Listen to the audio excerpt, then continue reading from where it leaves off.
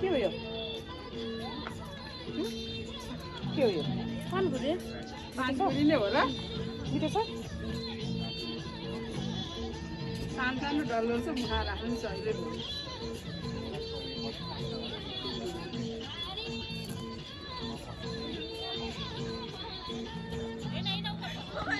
एउटा खान्छ भाइ बिस्तारै खाऊ बिस्तारै बिस्तारै खाऊ आँटिनु खानु हुँदैन नि